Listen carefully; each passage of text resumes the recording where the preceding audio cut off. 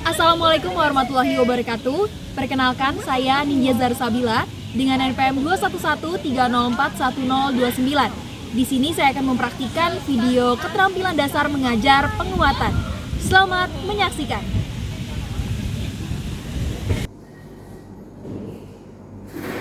Assalamualaikum warahmatullahi wabarakatuh. Waalaikumsalam warahmatullahi wabarakatuh. Selamat pagi semuanya. Selamat pagi, Bu. Ya, tampaknya hari ini pada ceria ya. Apakah anak-anak sudah pada sarapan? Sudah, Yunia sudah sarapan? Belum, Bu. Kenapa belum? Tadi nasinya belum matang, Bu. Oh iya, anak-anak kalau misalkan mau berangkat sekolah harus sarapan supaya tubuhnya menjadi sehat ya. Baik, coba Ibu cek dulu kehadirannya. Andini Dara, Tadi, Bu. Nia, Yunia Lisda, Tadi, Bu. ya. Yunia kenapa? Kurang sehat? Sehat sih, Bu. Cuma belum sarapan aja. Oh iya, nanti Mia diajak Yunianya ke kantin ya, supaya sarapan supaya berisi penuh gitu. Oke, hari ini tanggal 21 ya. Ada yang tidak hadir? Budi, Bu. Budi tidak hadir, kenapa? Tadi katanya izin. Neneknya sakit. Oh iya, neneknya sakit ya. Ya maklum ya, berarti sudah tua, usia tidak bisa berbohong. Jadi semoga kita doakan neneknya Budi lekas sehat sehingga Budi bisa kembali bersama kita di pagi hari ini. Oke, coba yang pikir hari ini siapa? Nia dulu. Ini pikir di hari ini ya. Coba dilihat dulu sampah-sampah di bawah situ ya. Jangan sampai kita belajar tapi di sekeliling kita ada sampah gitu. Dilihat-lihat. Ayo di kolom-kolom itu dilihat ya. Ya. Baik, sudah bersih, tidak ada sampah. Nah, oke, sekarang supaya pagi hari ini kita semangat, kita Ibu mau mantik semangatnya dulu dengan jargon ya. Kalau misalkan bilang selamat pagi, pagi, luar biasa, bisa Bu. Oke, ayo dicoba ya. Selamat pagi, Pagi luar biasa. Waduh, masih agak-agak kurang semangat ya. Sekali lagi, selamat pagi. Pagi luar biasa. Coba Ibu tes lagi deh, tepuk semangat. Semangat. Oke, semangat semua. Tandanya anak-anak sudah siap untuk menerima pelajaran pada hari ini ya. Tapi sebelum itu, coba Nini pimpin doa karena kita akan mulai memasuki pelajaran. Terus kita harus berdoa. Silakan Nini pimpin doa. Baik, Bu. Rekan-rekan, marilah sebelum kita memulai pembelajaran pada pagi hari ini, kita melakukan doa terlebih dahulu. Doa menurut kepada kepercayaan masing-masing. Berdoa mulai.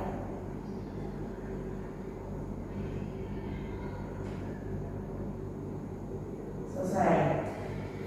Beri salam. Assalamualaikum warahmatullahi wabarakatuh. Waalaikumsalam warahmatullahi wabarakatuh.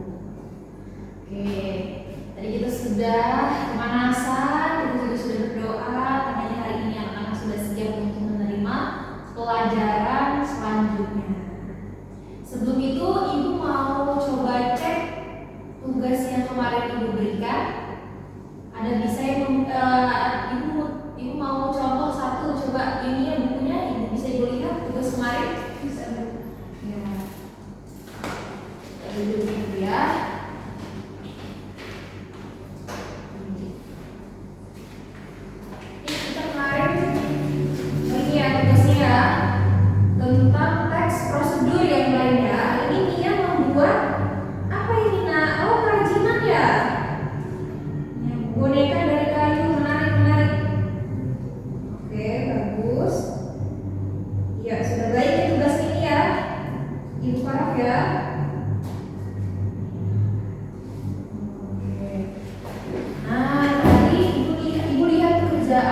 rumahnya Yunia sudah baik tentang teks prosedur pembuatan mainan dari kayu ya.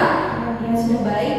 Untuk anak-anak yang lain nanti tugasnya dikumpulkan ke meja ibu secara kolektif saja, diwakilkan oleh Andini. Nanti dihimpun teman-temannya tugas-tugas yang minggu kemarin supaya bisa ibu nilai. Tadi ibu sudah melihat contoh, salah satu contoh dari punya Yunia sudah baik ya nak ya. Ditingkatkan lagi belajarnya supaya nanti lebih baik lagi.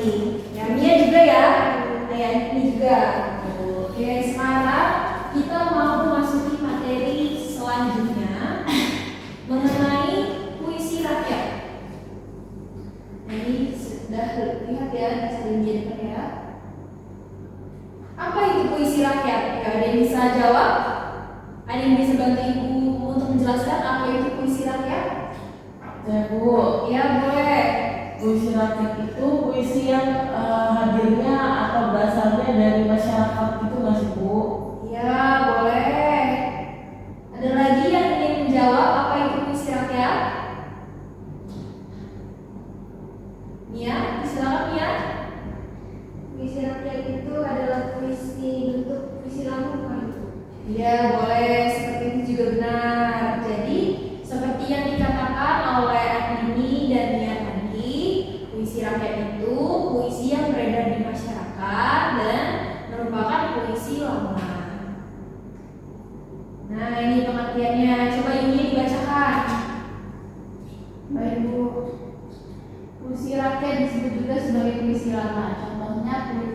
Contoh puisi rakyat atau puisi lama yaitu pantun, gurindam, dan syair. Teks puisi rakyat umumnya mengandung nilai yang berkembang pada kehidupan masyarakat serta pesan warisan leluhur. Sudah Ibu? Ya, jadi Ibu jelaskan ya.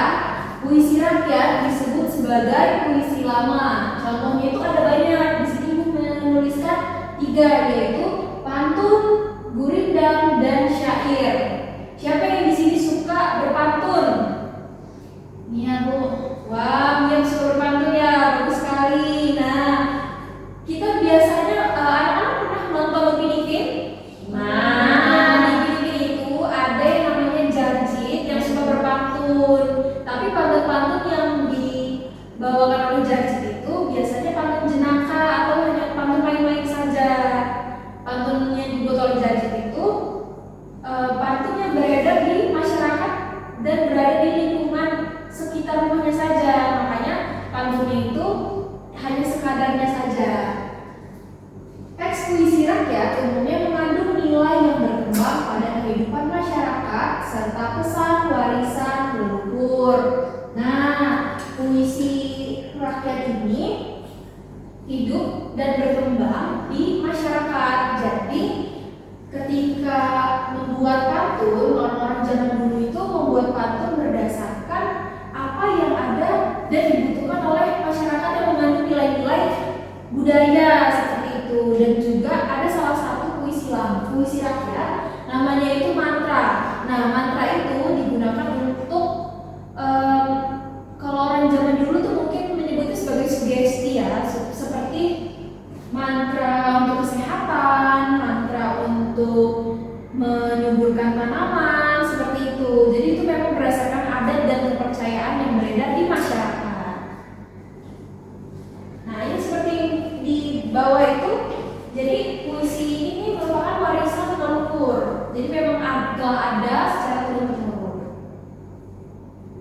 Nah, ini yang dijelaskan tadi beberapa jenis puisi rakyat. Ayo anak-anak coba, siapa yang bisa menjelaskan apa pengertian dari ketiga puisi rakyat tersebut? Ya, Mia boleh. Saya mau mencoba yang pantun Bu. Boleh. Pantun itu merupakan puisi lama yang tiap baitnya terdiri atas 4 baris, kemudian terdapat sajak AB-AB Bu.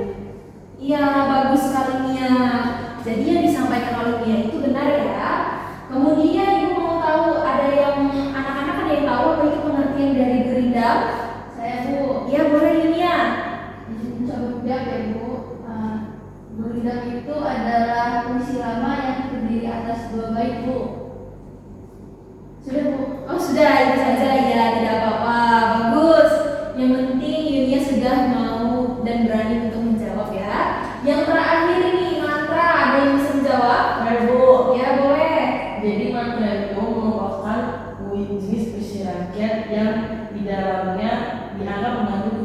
gaib gitu Bu. Waduh, mengandung kekuatan gaib. Dan seperti katakan tadi, kalau puisi rakyat ini memang berasal dari adat dan nilai-nilai yang tumbuh dan berkembang di masyarakat. Makanya seperti yang dikatakan oleh Anini, mantra ini berhubungan atau berkaitan dengan ilmu gaib seperti itu. Dapat dipahami? Ya, bagus. Jawaban anak-anak tadi sudah benar terkait pengertian pantun, mantra, gurindam. Ya, pantun, mantra dan gurindam. Sudah bagus, mari kita apresiasi dulu. Mungkin yang di antara ketiga jenis puisi rakyat ini mungkin yang paling dekat dan sering anak-anak dengar itu tentang pantun ya. Di sini ada yang mau memberikan salah satu contoh dari pantun? Oh iya, iya, silakan. Ayo, Bu. Ya. Jalan-jalan ke Blitar. Jangan lupa beri syukur. Jika kamu ingin pintar, belajarlah yang tekun. Oh, bagus sekali. Bagus sekali Mia. Nah, tadi itu salah satu contoh pantun bertema pendidikan. Iya, jadi pantun ini memang banyak juga jenisnya. Ada pantun jenaka, pantun agama, pantun apa lagi? Nasihat, pantun seputar pendidikan, dan masih banyak lagi ya. Nanti anak-anak silakan cari berbagai jenis contoh pantun beserta tema-temanya ya di rumah, bisa dibaca-baca. Baik, selanjutnya. Nah, Ibu mau menjelaskan ciri-ciri pantun. Ada yang bisa bantu untuk membacakan?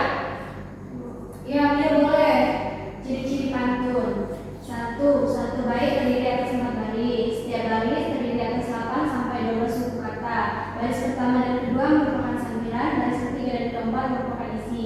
5 akhirnya berpola ABAB, artinya bunyi akhir baris pertama, artinya bunyi akhir baris pertama sama dengan bunyi akhir baris ketiga, dan bunyi akhir baris kedua sama dengan baris keempat.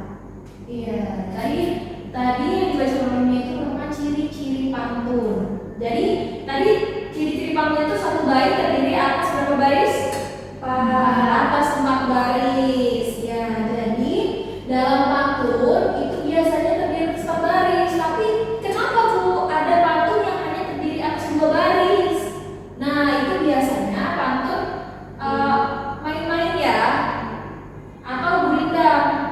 Ya, seperti itu. Kemudian setiap baris terdiri atas 8 sampai 12 suku kata. Coba jika anak-anak sekarang cari salah satu contoh pantun, hitung ada yang barisnya ada yang suku katanya lebih dari 12 atau tidak. Biasanya tidak ada. Biasanya itu pantun paling panjang di 10 suku kata. Bisa anak-anak cari yang nanti dari rumah ya. Itu. Nah, yang ketiga, baris pertama dan kedua merupakan sambiran.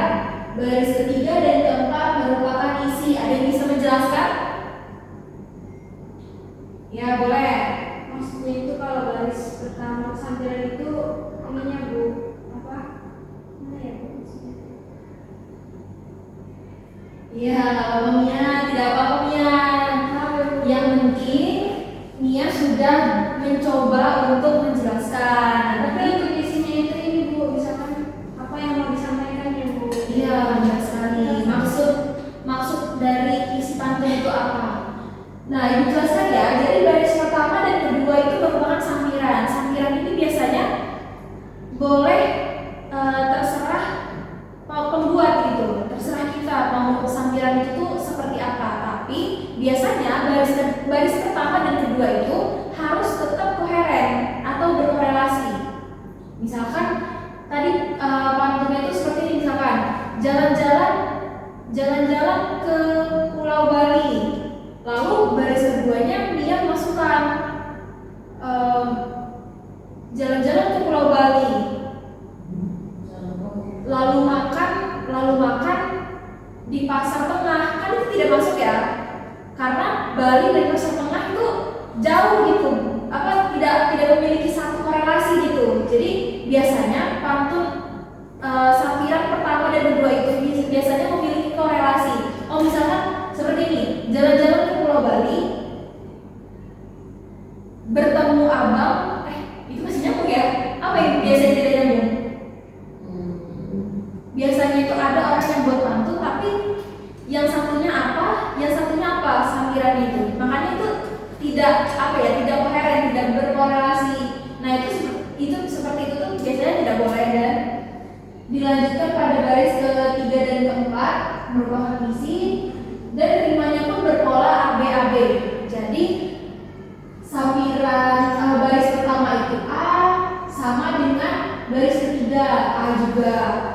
Sampiran kedua B sama dengan isi keempat B juga. Jadi AB seperti itu. Dan biasanya puisi pantun yang baik itu biasanya dia di tengah-tengah dalam satu baris itu dia di kata yang berada di tengah dalam satu baris itu biasanya harus disesuaikan juga supaya pantun itu lebih bagus.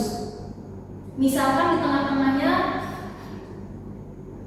jalan-jalan ke Pulau Bali, P itu tengah, P itu berada di tengah, berarti bagian isi itu di yang ketiga itu P juga kalau bisa, karena kalau misalkan nanti dibuatnya seperti itu puisinya pantunnya bakal lebih bagus dan menarik seperti itu. Oke, sini ya. Itu tadi tentang pantun. Ada yang ingin bertanya seputar pantun? Cukup? Kalau cukup kita lanjutkan ya. Nah, ini ciri-ciri gurindam. Coba ini yang mohon bantu untuk dibacakan. Baik Bu, ciri-ciri gurindam yang pertama, setiap bait terdiri atas 2 baris atau larik. Yang kedua, setiap larik terdiri atas 8 sampai 14 kata. Yang ketiga, larik pertama merupakan syarat, sedangkan larik kedua merupakan jawaban. Yang keempat yaitu larik pertama dan kedua membentuk kalimat majemuk, umumnya merupakan hubungan sebab akibat. Yang terakhir, rima akhirnya berpola AA. Oke, jadi ini yang membedakan pantun dengan gurindam. Kalau gurindam terdiri atas 8 sampai 14 kata. Kalau tadi puisi berapa? 8 sampai 12. Iya, 8 sampai 12, dan rima yang ada di gurindam ini juga berpola AA. Berbeda dengan pantun tadi yang AB. Gitu ya. Oke, yang ketiga ciri-ciri mantra. Ada yang bisa bantu untuk bacakan? Ibu, Iya, boleh.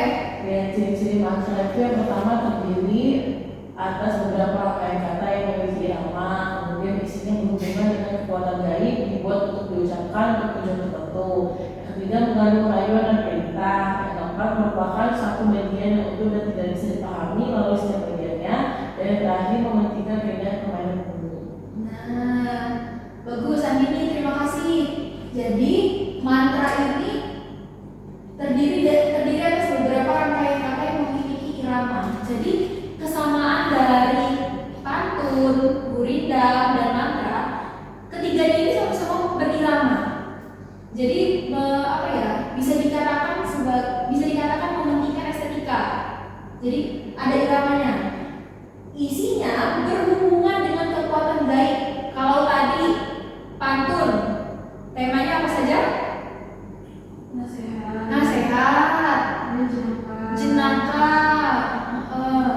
keagamaan ya, pendidikan. Nah, kalau mantra ini berhubungan dengan kekuatan gaib. Jadi dibuat dan diucapkan untuk tujuan-tujuan tertentu. Seperti yang tadi dibilang, misalkan mantra agar mantra tidak sakit perut, melet orang, bisa juga mantra untuk memikat ya, memikat lawan jenis, itu mungkin bisa juga. Tapi kita tidak ada yang tahu akan kebenaran dan keefektifan dari mantra-mantra tersebut ya, karena itu hidup dan beredar di masyarakat. Jadi nilai-nilainya pun nilai-nilai yang berada di masyarakat seperti itu. Nah, yang ketiga tadi mengandung rayuan dan perintah.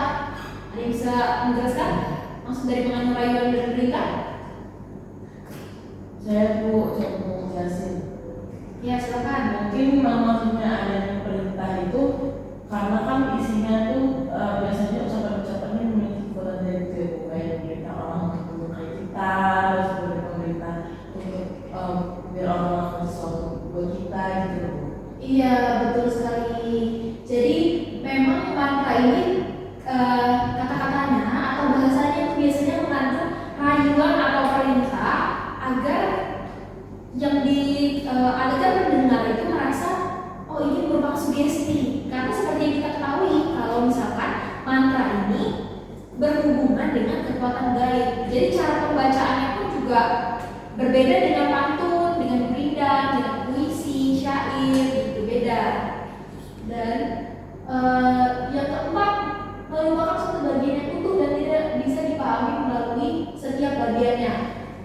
Jadi anak-anak setelah ini mau anak-anak cari contoh pantun, gurindam dan juga mantra. Kemudian anak-anak juga pasti bisa membedakan dari ketiganya. Hanya dilihat dari strukturnya saja pasti anak-anak sudah bisa membedakannya. Dan yang tadi itu mantra ini merupakan satu bagian yang utuh dan tidak bisa dipahami melalui setiap bagiannya saja. Jadi mantra itu harus dibaca secara utuh agar kita dapat memahami apa sih isi dari mantra tersebut, seperti itu ya. Dan yang terakhir mementingkan keindahan permainan bunyi. Nah tadi bilang ada yang bisa menjelaskan? Yunia silakan. Saya Bu, coba. Oh iya, Mia silakan. Jadi kalau kayak misalnya kayak gitu ya Bu. Jadi, ke bunyinya itu beda gitu Bu. Iya. Kayak kalau misalnya kamu menonton pertunjukan puisi, pembacaan puisi, itu kan ada ketika dia membacakan puisi bertemakan tentang agama itu kayak suaranya dibuat seolah-olah menggema seperti itu. Nah, ya mantra juga seperti itu. Jadi dia mementingkan keindahan permainan bunyi. Oke. Nah, yang terakhir ada nih tujuan puisi rakyat. Oh iya, sebelum itu ibu mau tanya, apakah ada yang ingin bertanya anak-anak? Ya silakan. Jadi kalau mantra itu kita nggak bisa bikin ya Bu. Oh, kalau mantra itu biasanya warisan budaya, jadi dia turun temurun. Biasanya memang mantra itu memang sudah ada dan berada di masyarakat. Seperti dan pembacaan mantra pun tidak bisa dilakukan untuk apa ya? Untuk main-mainan, untuk sembarangan seperti itu. Karena biasanya mantra itu dibacakan pada upacara adat seperti itu. Misalkan kegiatan-kegiatan keagamaan yang memang memasukkan unsur mantranya seperti itu. Misalkan adat budaya dari suku mana yang menggunakan mantra seperti itu. Misalkan, oh anak-anak tahu ini tidak? Kalau misalkan hasil panen sedang melimpah, biasanya digelar pesta rakyat. Nah, biasanya tetua adatnya itu membacakan mantra di situ. Sebenarnya itu masuk ke, kalau sekarang itu masuk ke seni lah, seni pertunjukan seperti itu ya. Kalau misalkan zaman dulu orang-orang mempercayai mantra tersebut sebagai sebuah spiritual gitu, sebuah apa ya, kepercayaan pokok seperti itu. Oke, sampai sini ada yang ingin bertanya lagi? Ya, Yunia silakan. Ibu boleh izin ke kamar mandi nggak Bu? Oh iya, boleh. Kasih Bu. Ya. Anak-anak kalau anak-anak kalau misalkan mau ke kamar mandi atau ke toilet, jangan ditahan-tahan ya. Bilang saja ke ibu, nanti izin ke kamar mandi dulu. Karena kemarin itu tuh banyak sekali tuh kasus yang nahan-nahan pipis terus tiba-tiba ngompol ya. Ya itu kita mau meminimalisir hal tersebut ya, terjadi ya. Jadi kita mau menunggu Yunia, kita lanjutkan. Lanjut ya. Nah, di sini ada tujuan. Tujuan puisi rakyat adalah untuk menghibur pembaca, memberikan nasihat, mendidik anak, memberikan isyarat untuk memulai suatu permainan, mengajak, melarang. Assalamualaikum. Waalaikumsalam. Selamat duduk.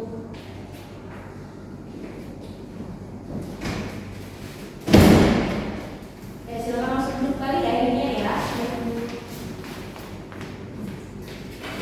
Oke, kita lanjutkan. Tadi tujuannya itu mengajak, melarang, melanggar sesuatu, menggambarkan perenungan, serta untuk memprotes ketidakadilan yang terjadi di masyarakat. Hal-hal yang disampaikan dalam puisi rakyat biasanya berupa nasihat, sindiran, atau humor. Nah, ini menarik nih. Seperti yang tadi sudah dijelaskan. banyak ya yang anak-anak bisa kalian baca. Tapi yang tidak menarik, untuk memprotes ketidakadilan yang terjadi di masyarakat. Ada yang bisa menjelaskan? Ada yang bisa bantu Ibu untuk menjelaskan? Iya, mengapa puisi rakyat ini salah satu tujuannya itu untuk memprotes ketidakadilan yang terjadi di masyarakat, sedangkan puisi rakyat ini tumbuh dan beredar di masyarakat. Ada yang bisa menjelaskan? Ya, silakan Mia. Maksudnya itu seperti contohnya puisi dari Wiji Tukur. Ya, boleh. Dia kan memprotes ketidakadilan yang ada di negara kita. Itu merupakan bentuk dari apa itu? Untuk memprotes ketidakadilan itu. Jadi kayak misalkan menyampaikan aspirasinya lewat puisi, Bu. Apa yang Lewat sastra, seperti gitu ya.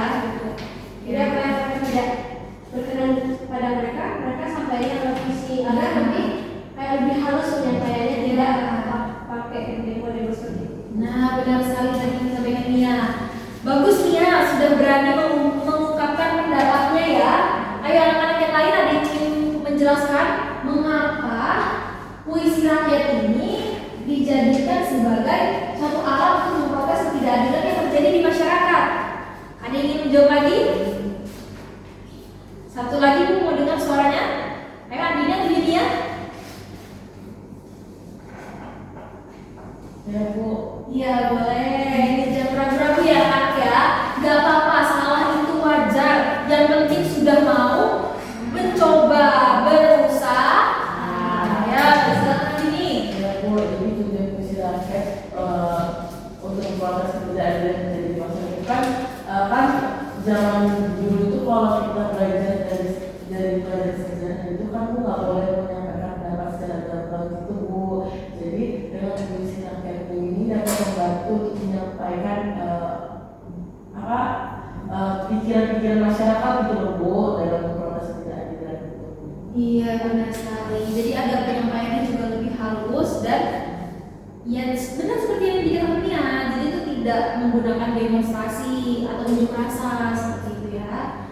Baik, kita sudah sampai di ujung pertemuan ya. Sekarang Ibu mau anak-anak tulis di buku latihannya masing-masing. Tulis, boleh pilih, anak-anak boleh pilih mau menuliskan apa tadi, pantun, gurindam atau mantra. Pilih satu, nanti Ibu lihat hasil kerjanya ya. Ibu mau dituliskan sekarang ya. Ibu tunggu 5 menit lagi akan Ibu cek ya, anak ya. Baik Bu ya.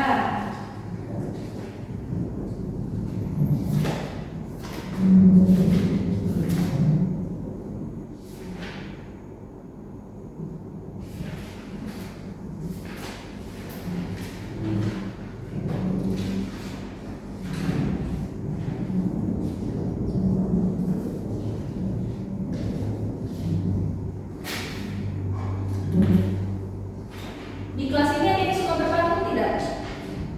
Iya Bu.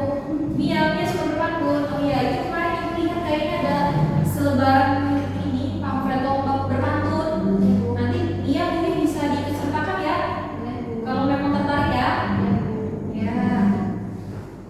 Bagus itu lomba, apalagi kalian masih anak sekolah gitu kan, atau untuk di perkuliahan supaya kalian setidaknya punya gitu sertifikat tentang lomba berpantun. Kan keren seperti itu ya. Iya, Mia sudah berpantun sejak kapan? Sejak kapan tuh?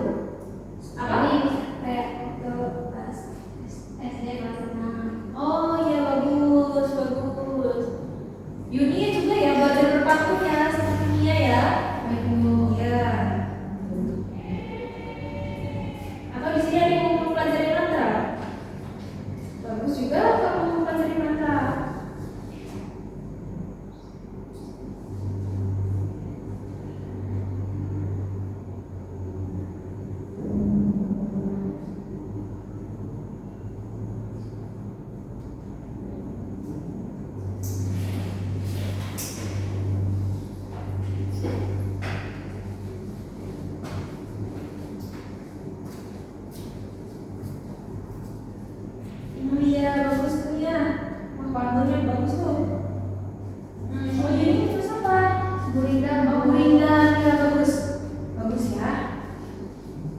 dipilih satu, pokoknya ibu maunya ditulis dulu pantun yang kalian temukan di pantun gurindam atau mantra yang kalian temukan di internet ya.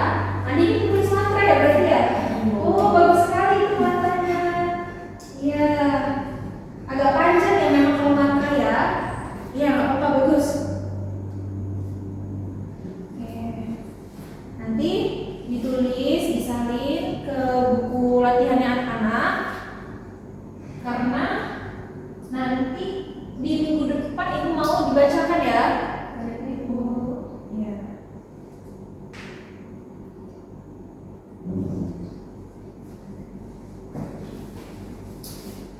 Ibu kasih waktu 2 menit lagi akan tulis.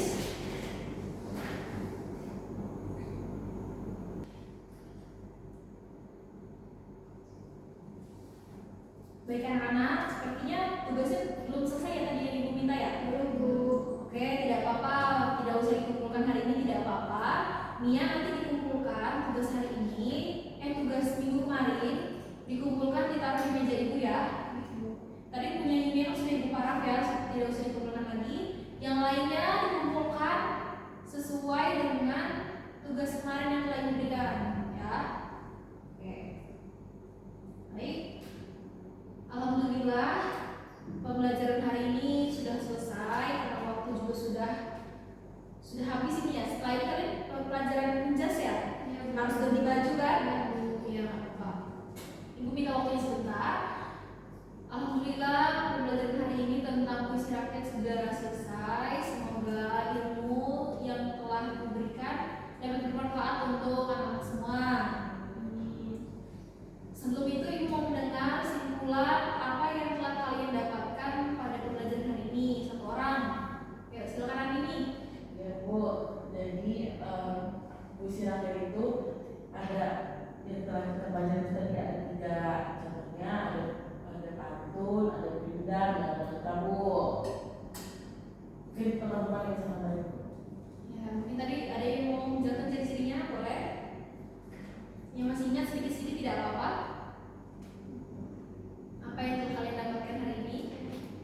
Ya boleh. Ya. Saya mau jelasin ciri-ciri dari pantun tadi ya Bu. Ciri-ciri pantun itu terdapat 4 baris yang tidak lebih dari suku katanya tidak lebih dari 8 sampai 12 suku kata saja. Ya, betul. Kemudian baiknya itu AB-AB. Kemudian antara baris 1 dan 2, baris 1 dan 3. Iya ya, Harus harus ya. berkaitan dulu atau berhubungan. Oke, tidak apa-apa. Tidak apa-apa. Tepuk tangan untuk kita semua. Anak-anak hari ini sudah sangat luar biasa mengikuti pembelajaran dari awal hingga akhir. Alhamdulillah. Semoga ilmu yang telah ibu sampaikan dapat bermanfaat sekali lagi dan semoga tugas-tugas ini tidak memberatkan ya, karena ibu hanya meminta untuk anak-anak cari salah satu contoh dari pantun, gurindam ataupun mantra. Baik, ibu akhiri. Wassalamualaikum warahmatullahi wabarakatuh. Waalaikumsalam warahmatullahi wabarakatuh. Terima kasih Bu. Sama-sama. Mohon kelas tetap dijaga ya latihannya ya. Terima kasih. Assalamualaikum warahmatullahi wabarakatuh. Perkenalkan, saya Andini Dara Ananti dengan NPM terakhir 31, bertugas sebagai observer lisan dari Saudara Anindya Zahra Sabila mengenai keterampilan memberikan penguatan dalam pembelajaran. Perkenalkan, saya Mia Fariza dengan NPM 2113 Nova 1009 yang bertugas sebagai observer tulis dari Saudara Anindya Zahra Sabila. Baik, kami akan memberikan bagaimana observasi kami mengenai keterampilan memberikan penguatan yang telah dilakukan oleh Saudara Anindya. Hal-hal yang kami amati mengenai beberapa komponen. Dari komponen yang pertama yaitu penguatan verbal, Saudara Anindya telah menggunakan penguatan verbal menggunakan kata-kata maupun kalimat. Kemudian terdapat komponen penguatan non-verbal. Saudara Anindya pun telah menggunakan penguatan non-verbal tersebut dalam keterampilan memberikan penguatan seperti penguatan berupa mimik, gerakan badan, kemudian cara mendekati, menyentuh maupun dengan kegiatan yang menyenangkan. Akan tetapi, Saudara Anindya tidak memberikan penguatan berupa simbol atau benda, kemudian tidak adanya penguatan penuh dan tidak penuh. Kemudian pada komponen cara penggunaan, Saudara Anindya telah menggunakan penguatan kepada sekelompok siswa. Kemudian telah memberikan penguatan kepada pribadi tertentu, kemudian memberikan penguatan dengan segera dan variasi dalam penggunaan. Kemudian pada prinsip penggunaan penguatan telah dipenuhi oleh Saudara Anindya, yaitu kehangatan dan keantusiasan, kebermaknaan, menghindari penggunaan respon yang negatif. Demikian hasil observasi dari kami sebagai OT dan OL. Kami akhiri, terima kasih. Wassalamualaikum warahmatullahi wabarakatuh. Demikian video keterampilan dasar mengajar. Terima kasih. Wassalamualaikum warahmatullahi wabarakatuh.